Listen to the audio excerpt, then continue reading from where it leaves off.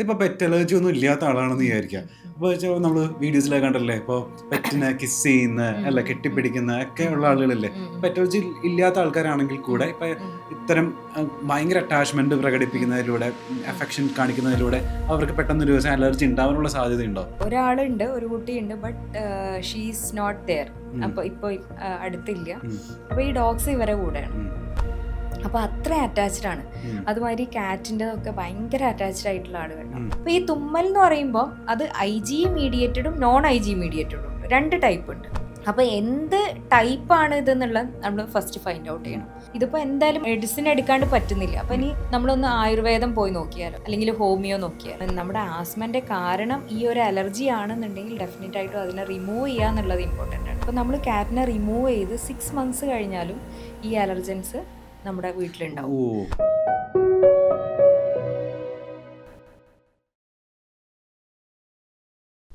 നമ്മളൊരു കൊളീഗിനെ എപ്പോഴും തുമ്മല, പക്ഷെ ആ തുമ്മൽ എന്തുകൊണ്ടാണ് എന്നുള്ളത് അയാൾക്ക് മനസ്സിലാവുന്നില്ല. അപ്പോൾ ഒരു ദിവസം ഡോക്ടറിനെ കണ്ടപ്പോൾ ഡോക്ടർ പറഞ്ഞത് ആ അലർജി എന്താണെന്നുള്ളത് നിങ്ങൾ ആദ്യം ഐഡന്റിഫൈ ചെയ്യണം എന്ന്. ആ അലർജി ഒരാൾക്ക് എന്തുകൊണ്ടാണ് അലർജി വരുന്നത് എന്നുള്ളത് എങ്ങനെ ഒരാൾ മനസ്സിലാക്കും? ഇപ്പോൾ കണ്ടിന്യൂസ് ആയിട്ട് തുമ്മൽ, വല്ലപ്പോഴൊക്കെ നമ്മളെല്ലാവരും തുമ്മും. അതുമാതിരിയല്ല ഇങ്ങനെ ഫ്രീക്വന്റ് ആയിട്ട് തുമ്മുക, രാവിലെ എഴുന്നേൽക്കുമ്പോൾ തുമ്മുന്നത്, അല്ലെങ്കിൽ രാവിലെ എഴുന്നേറ്റ് കഴിഞ്ഞാൽ ഒരു 10-15 തുമ്മൽ അങ്ങനെ. അത് കാരണം ചിലപ്പോൾ അവർക്ക് ഒരു ശ്വാസത്തിന് ബുദ്ധിമുട്ടോ ചുമയോ ഒക്കെ ഉണ്ടാവാം, അല്ലെങ്കിൽ ഒരു മൂക്ക് ചൊറിച്ചിൽ, വല്ലപ്പോഴും തൊണ്ട ചൊറിച്ചിൽ അങ്ങനെ. അപ്പോൾ അത് യൂഷ്വലി കാണുന്നത് കുറേ കാലം കുഴപ്പമില്ലാണ്ട് അവരങ്ങനെ സഹിച്ച് നിൽക്കും. കുഴപ്പമില്ല, തുമ്മലല്ലേ, വലിയ പ്രശ്നം ഉണ്ടാക്കുന്നില്ലല്ലോ. ഇൻക്രീസ് ചെയ്ത് വരുമ്പോൾ ഇവർ ഡോക്ടറെ അടുത്ത് പോവും. സിട്രസിൻ അല്ലെങ്കിൽ ആന്റിഹിസ്റ്റമിൻസ്, മോണ്ടിലുക്കാസ്റ്റ്, അങ്ങനെ വല്ലപ്പോഴും ഒക്കെ മേ ബി ഒരു 5 daysലേക്കൊക്കെ ഡോക്ടർ കൊടുക്കും. പിന്നെ അത് ഇവരെന്ത് ചെയ്യും എന്ന് പറഞ്ഞു കഴിഞ്ഞാൽ, അത് ഡോക്ടർ ഇതാണല്ലോ 2-3 പ്രാവശ്യം പോകുമ്പോഴും ഇതാണ് തരുന്നത്. അപ്പോൾ പിന്നെ അവരെന്നെ സ്വയം എടുക്കാൻ തുടങ്ങും.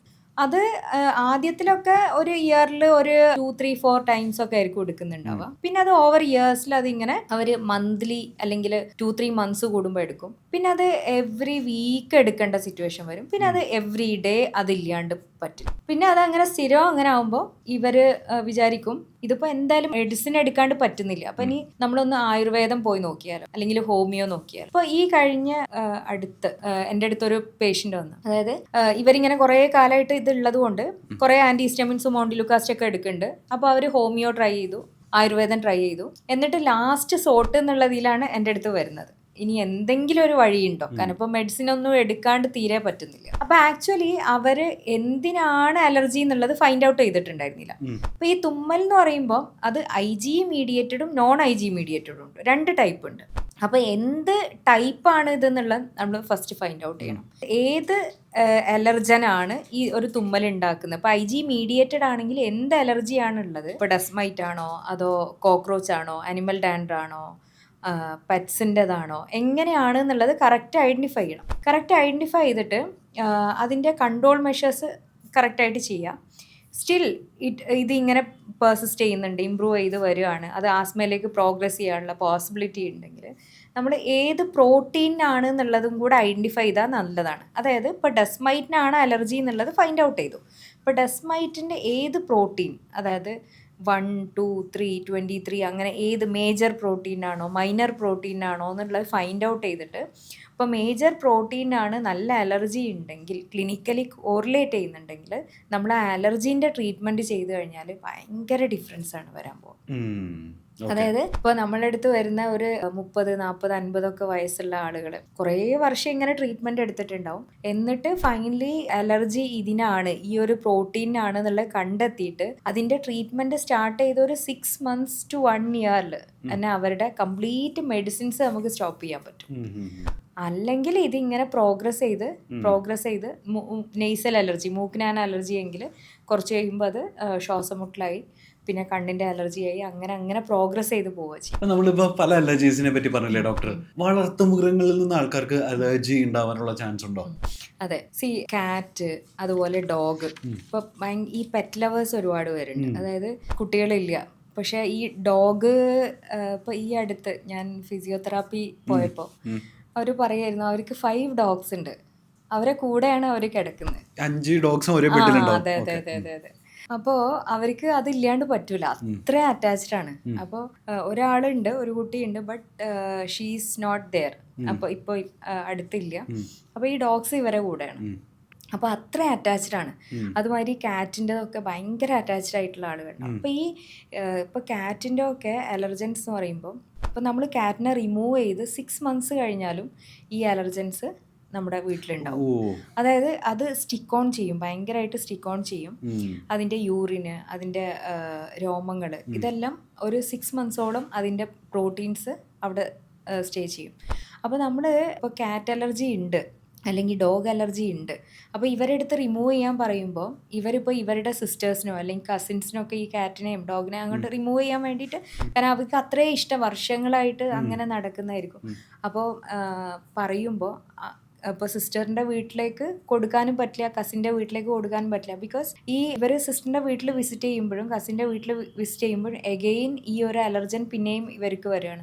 അപ്പോൾ അത് കാരണം ഇവരുടെ റെസ്പിറേറ്ററി അലർജി, അതായത് തുമ്മലും മൂക്കടപ്പും അല്ലെങ്കിൽ ചുമ, ശ്വാസം മുട്ടൽ, ഇതെല്ലാം പിന്നെയും റിക്കർ ചെയ്യും.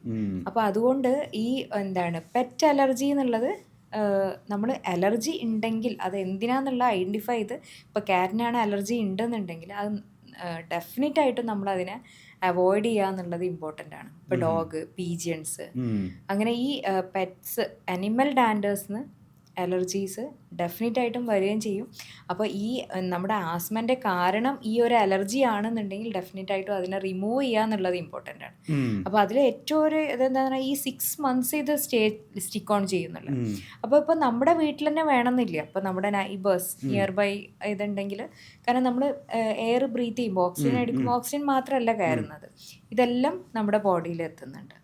ഇപ്പൊ പെറ്റ് അലർജി ഒന്നും ഇല്ലാത്ത ആളാണെന്ന് വിചാരിക്കാം. അപ്പോൾ നമ്മൾ വീഡിയോസിലൊക്കെ കണ്ടല്ലേ, ഇപ്പോൾ പെറ്റിനെ കിസ് ചെയ്യുന്ന അല്ല കെട്ടിപ്പിടിക്കുന്ന ഒക്കെ ഉള്ള ആളുകളല്ലേ.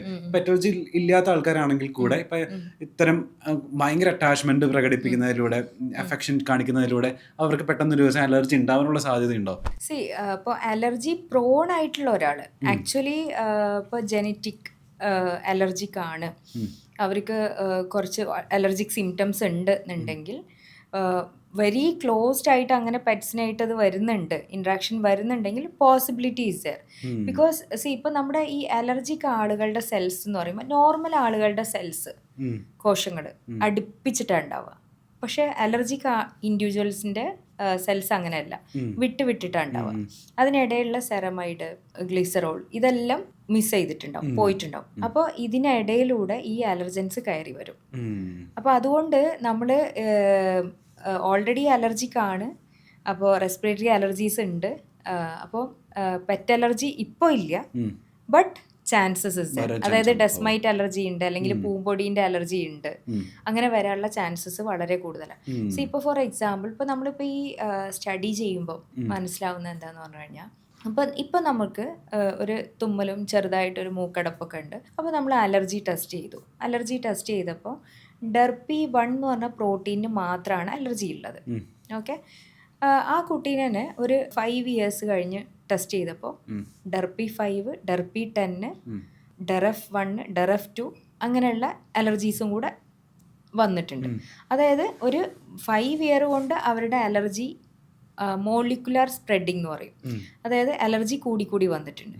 പിന്നെ ഒരു 5-10 years കഴിയുമ്പോൾ ടെസ്റ്റ് ചെയ്യുമ്പോൾ ചിലപ്പോൾ നമുക്ക് പൂമ്പൊടീൻ്റെ അലർജി, അതുമാതിരി ഫംഗസിൻ്റെ അലർജി. അപ്പോൾ ഈ അലർജി ഇതിങ്ങനെ പ്രോഗ്രസ് ചെയ്തുകൊണ്ടിരിക്കുക, കാരണം നമ്മൾ കണ്ടിന്യൂസ് ആയിട്ട് ബ്രീത്ത് ചെയ്തുകൊണ്ടിരിക്കുക. അപ്പോൾ ബ്രീത്ത് ചെയ്യുന്നതിനനുസരിച്ച് നമ്മുടെ ഈ അലർജൻസ് ഇങ്ങനെ കയറിക്കൊണ്ടേയിരിക്കുകയാണ്. അപ്പോൾ ഓൾറെഡി ഇതെന്താന്ന് പറഞ്ഞാൽ, ഇപ്പോൾ സെൽസിനിടയിൽ ഹോളുള്ളതെന്ന് പറയും, പോറസ് സെൽസ്. അതായത് നോർമൽ ഇൻഡിവിജ്വൽ എന്ന് പറയുമ്പോൾ സെൽസ് അടുപ്പിച്ചിട്ടാണ്, അലർജിക് ഇൻഡിവിജ്വൽ എന്ന് പറയുമ്പോൾ പോറസ് ആണ്. അതായത് ആ ഹോൾസിലൂടെ അലർജൻസ് കയറാം. എപ്പിത്തീലിയം ഈസ് പോറസ് എന്നാ പറയാ. അപ്പോൾ ആ ശ്രദ്ധ ഉണ്ടാവുക എന്നുള്ളത് ഇമ്പോർട്ടൻ്റ് ആണ്. അപ്പം ശ്രദ്ധ ഉണ്ടാവുക എന്ന് പറഞ്ഞു കഴിഞ്ഞാൽ, ഇപ്പോൾ ഡെസ്മൈറ്റിന് അലർജി ഉണ്ടെങ്കിൽ ഡെസ്മൈറ്റിൻ്റെ കൺട്രോൾ മെഷേഴ്സ് ഉണ്ട്, പോളൻസിനുണ്ടെങ്കിൽ പോളൻ്റെ കൺട്രോൾ മെഷേഴ്സ് ഉണ്ട്. അപ്പോൾ ഈ കൺട്രോൾ മെഷേഴ്സ് നമ്മൾ എത്രത്തോളം കീപ്പ് ചെയ്യുന്നത് എന്നുള്ളത് ഇമ്പോർട്ടൻ്റ് ആണ്. ഓക്കെ.